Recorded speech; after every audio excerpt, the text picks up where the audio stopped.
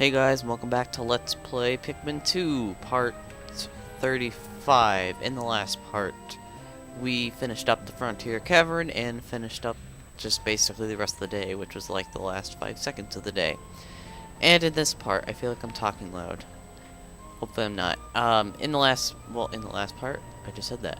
In this part, we're going to be finishing up Valley of Repose. Hopefully we got one more cave to hit, 2 more above ground treasures to get, and I believe we're gonna do a bit of farming of Pikmin, so let's just get going. So here we go, Valley of Repose. I'm ready to finish this area up so we can go to the final area of the game. Okay, let me think. We need blue Pikmin. And we need white Pikmin. So we're gonna get 40 blue Pikmin. I guess that'll be okay. And we'll get 10 white Pikmin. We don't need a lot. Okay, and let's just get a few purple Pikmin, just in case we run along some enemies, which I have a funny feeling we might. And I believe that's all we need. And if I do remember, I took down a poison gate bridge. Or it's not really a bridge, but it's a wall. By the next cave, which is the last one. I think I did. I really hope I did. So we shouldn't have to waste time doing that. But there's a treasure up here that I forgot to get yesterday, as in Pikmin days, day 9. And there's a snagger. What do you know? The game, they just thought, you know, oh, let's add in a bunch of above ground snaggers this time, just like the last game. Last time there's like 3 or 4 above ground, and this time there's like, oh, 1 here, 1 in Awakening Wood, and then there's a billion underground. So it's like, hey, let's just add in, a lot more, because that's fun. They're just mainly annoying.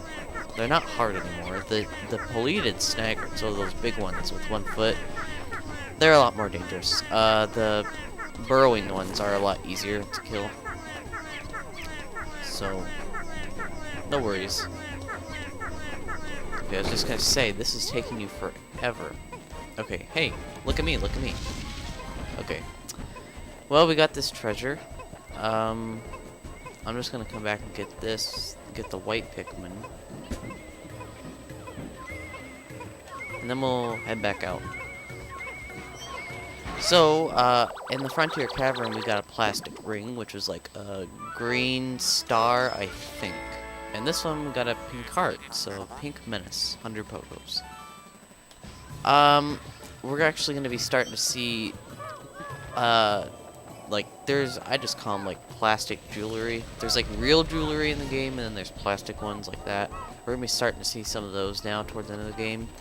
There's a lot of themes of treasures that we're going to start to notice here towards the end of the game. That's just that we haven't really seen yet, so I guess that'll be cool. I don't know. It's nothing new to me. I've played this game a billion times. I mean, I've basically memorized where to get almost all the treasures. Yeah, it is down. Okay, so we don't have to worry about that. So we got 1 more above ground treasure to get, and then we gotta hit the cave, so that'll be fun. And we need blue Pikmin. This is why I needed... Oh. I don't like this. I can beat him up with the captain. No big deal. This is why I need this burp spray. I wish I had more, so in case I mess up, I'm not totally screwed. But I guess since we're going to be hitting a cave anyways, there is a chance I can get bitter sprays in there, then come back here later in the day and do this. So I'm not technically screwed, but I still am a little bit screwed if I don't get any bitter sprays. But what we have to do is move this out of the way so it doesn't get involved in the battle, because I know it would. Okay, that's good enough. So basically, we did this in the Submerged Castle and Perplexing Pool. You have to lure the fiery bullblacks in the water. I find this more difficult than the Submerged Castle, just because there's a lot of water in the Submerged Castle in the first sub-level.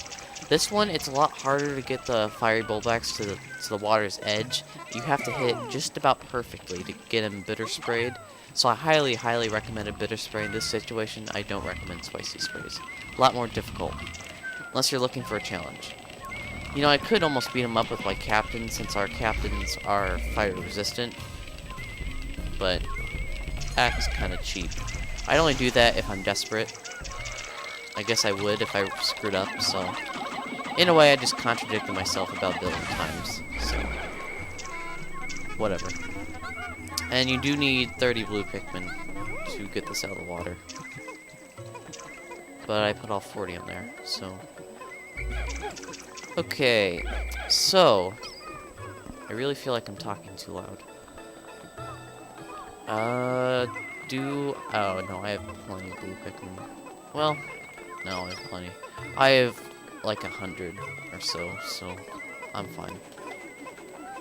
Or last time I checked, I had 100. But yeah, this is the last above ground treasure for Valley of Repose. Hello, where's the treasure? Okay, there it is. So yeah, this will complete the above ground treasures in in 3 of the 4 areas. And then we just have one last cave to hit. And I guess I'll start talking a little bit about the cave that we're going to be hitting. Funny thing is, it doesn't need blue Pikmin. Like, there's absolutely no water hazards. So you technically should hit this cave before Frontier Cavern. But since it's my favorite cave, I decided to leave it for last. And just because I feel like it works better, because there's a few more treasures in it than the Frontier Cavern.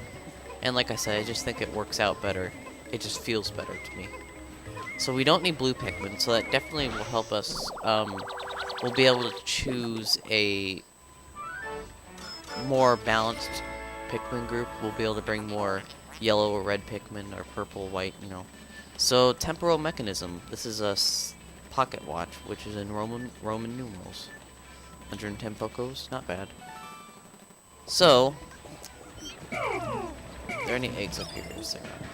We have no sprays at all, which is not... I don't like that. Amatites. Although I could... Ooh, spicy spray. That's better than nothing. Although I could care less about amatites, so... Whatever. Let's just put away the blue Pikmin. We do not need you guys. See you in the next area of the game. Well, actually... we might use them for the farming of Pikmin, so... Let's get out. We're going to be getting a lot of white and purple Pikmin, so I don't want to bring a heavy amount. Let's just bring 15. Whoops. How many red Pikmin? Okay, we have a good amount of red Pikmin. I'll bring 30. Even though we really don't need them, except for a few fire hazards. Let's bring about 35 yellow Pikmin. Not 36. 35. I still magically have 91.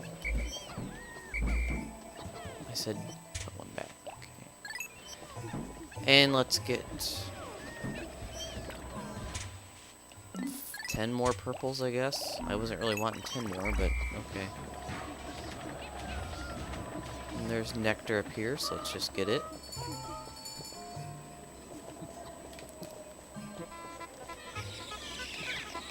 And now we should be all geared up for this cave. So while we take the long walk over there, a little bit more about this cave is that it's the last kind of special cave.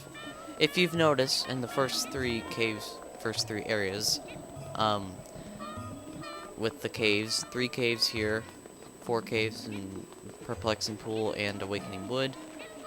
At the end of every cave, there's been a special treasure, and it's just kind of been like it's supposed to help you in some way. Like in the last cave, we got the special shoe that makes us walk faster. In the Hole of Beasts, back in Awakening Wood, that cave, we got the treasure gauge, so it helps us find treasures, underground or above ground. Well, this is the last cave that we get one of those special treasures, and it definitely will help.